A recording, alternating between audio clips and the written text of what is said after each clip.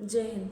अभी क्लास के दौरान कुछ बच्चों ने मुझे बोला कि मैम, प्रधानमंत्री जी ने जो भाषण दिया अभी 15 अगस्त को, तो उसमें उन्होंने एक बात बोली कि दिवाली के टाइम पर एक तोहफ़ा आ रहा है जिसमें जीएसटी की बात उन्होंने कही।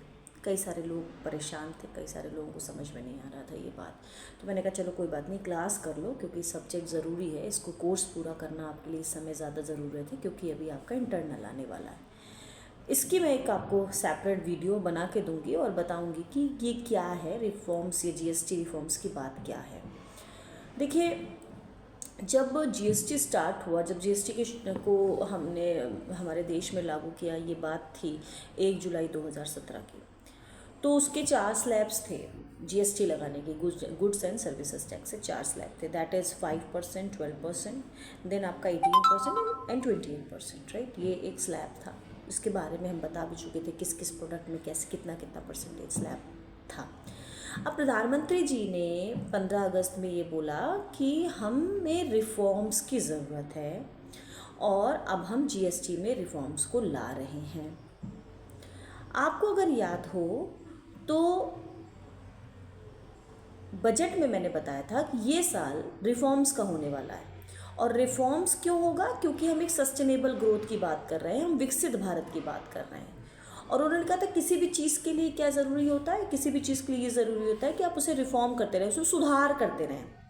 कमियां हैं तो उसे सुधारो, और कमियां नहीं भी हैं तो भी बीच बीच में सुधार की ज़रूरत होती है। तो प्रस्तावित है 3 तारीख और 4 सितंबर, इन 3 और 4 सितंबर को वित्त मंत्री जी के माध्यम से कमेटी बैठेगी और ये जो रिफॉर्म्स है जीएसटी का, उसमें जो प्रस्तावित बातें हैं उस पर एक चर्चा होगी और फिर जाके समझ में आएगा कि जो प्रस्ताव है वो पारित होगा कि नहीं। ये अभी अभी प्रस्तावित है।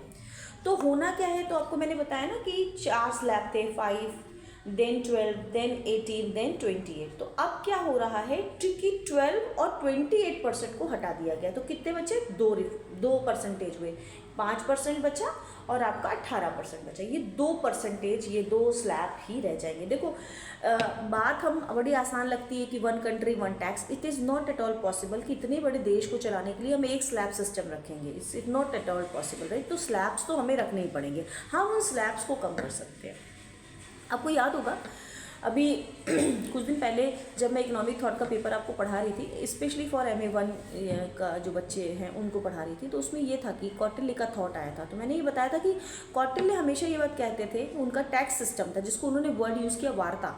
तो वार्ता के अंतर्गत he told that what exactly the method of taking tax from the country people, मतलब आप जनता से कैसे टैक्स ले, उसका एक सिद्धांत है। There is a very good method. तो उन्होंने कहा कि जिस तरह जब सूरज नदी से जल लेता है तो किसी को पता ही नहीं चलता कि वाष्पित होकर जल ऊपर बादल बन रहा है, लेकिन जब वो जल वाष्प के थ्रू ऊपर जाता है और वो बादल बनता है और वो बरसता है, जब पानी के फॉर्म में बरसता है, जब वर्षा होती है तो पूरी धरती हरी भरी हो जाती है। सबको पता चल जाता है कि वर्षा ऋतु आ गई, धरती ठंडी हो जाती है, सब तरफ हरियाली और खुशहाली हो जाती है। तो कौटिल्य ने इसका एग्जाम्पल लेते हुए कहा कि कोई जो राजा होता है जब वो टैक्स ले, जब वो कर वसूले, तो ऐसा कर वसूले कि जनता को पता ही ना चले कि वो कर दे रहे हैं। इट मीन्स कि the person can not feel the burden on their pocket, right. लेकिन जब वही कर उनको सुविधाओं के रूप में मिले, जो कर जो वसूला गया है वो इनकम, जैसे कहते हैं ना public finance and public expenditure, तो जब राजा उस कर का डिस्ट्रीब्यूशन करे, एक्सपेंडिचर करे, जनता पर खर्च करे, तो सबको पता चलना चाहिए कि कुछ हुआ। समझ रहे हो? तो यानी ये टैक्स सिस्टम होना चाहिए, इसको बोलते हैं justification of tax system. Justify करो, यानी आप अमीरों से अगर आप टैक्स वसूलते हो, परसेंटेज ज़्यादा लेते हो तो उन्हें प्रॉब्लम नहीं होती, लेकिन अगर आप गरीब से बोलोगे, मध्यम क्लास से लोगे तो उनको दिक्कत होती है। वो अपने डेली जो डे टू डे के उनका एक्सपेंडिचर है, that expenditure is definitely affecting. ठीक है, वीडियो थोड़ी लंबी होगी, 4 मिनट ऑलरेडी हो चुके हैं, राइट, बट समझ में आना चाहिए कि क्या है। तो प्रस्तावित है कि आप 5% और 18% ही रह जाएगा। आपको पता है कि जितने भी नेसेसरी गुड्स हैं उनसे सबसे टैक्स हट जाएगा, जितने भी लाइफ सेविंग्स से रिलेटेड चीज़ें हैं उनसे टैक्स बिल्कुल तरीके से हट जाएगा, 0% हो जाएगा। लेकिन एक और भी बात उन्होंने कही, ये अगेन आई एम टेलिंग कि इट इज़ प्रस्तावित, जस्ट प्रपोज्ड, राइट। तो उन्होंने एक बोला कि 40% का भी जीएसटी लगेगा, that 40% tax will impose on the sin product, like हानिकारक जिसको प्रोडक्ट बोलते हैं। ये हो सकता है जैसे शराब हो गया, तम्बाकू हो गया, जुआ खेलना हो गया, फास्ट फूड हो गया, जो जो जो किसी भी तरीके से हमारे लिए हानिकारक होते हैं। शीतल पेय पदार्थ हो गया, कॉफ़ी हो गया, चाय हो गया, और यानी जो चाय मेरे लिए महंगी होने वाली है, चाय और कॉफ़ी, राइट। एंड इसके साथ ही साथ जो अश्लील किताबें हैं, जिसको पॉर्न वीडियोस हैं, अगर आप ये बाय करोगे, ये खरीदोगे, देन आपको 40% का जीएसटी देना पड़ेगा। यहाँ पर एक सोशियो इकोनॉमिक वेलफेयर का भी टर्म जोड़ा जाता है कि अगर इस पर ज़्यादा टैक्स होगा तो वही वो जो चीज़ है वो महंगी हो जाएगी, और जब वो महंगी हो जाएगी तो डेफिनेटली जब प्राइस बढ़ता है तो उसकी डिमांड क्या होती है, वो कम होती है, या लॉ ऑफ डिमांड वर्क करेगा। एक तो ये बात हो गई। अब जो टैक्स सिस्टम अगर जो ये प्रपोज है, अगर ये आ जाता है तो इसमें बहुत सारी चीज़ें होंगी। इससे देखो काफ़ी सारी चीज़ें सस्ती हो जाएंगी और काफ़ी सारी चीज़ें महंगी हो जाएंगी। डेफिनेटली ये पॉसिबल है, होगा ही होगा।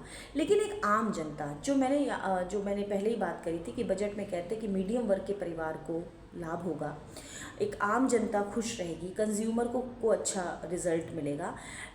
एक तरह का आप कह सकते हो कि एक पारदर्शी सिस्टम डेवलप होगा, स्ट्रक्चरल रिफॉर्म्स होगा।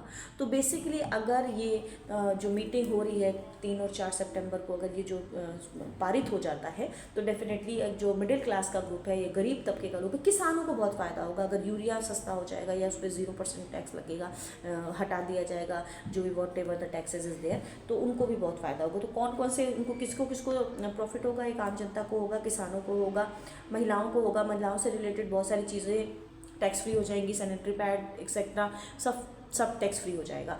तो this is very good initiative taken by the government, and if it is applicable, definitely the things is going to be very right, and we are definitely reaching towards the विकसित Bharat. So this is all about the GST reforms की जो proposed बात है। I hope you understand, and 3 और 4 के बाद देखते हैं क्या होता है। उसके बाद मैं अलग तरीके से आपको बताने की कोशिश करूँगी। जय हिंद।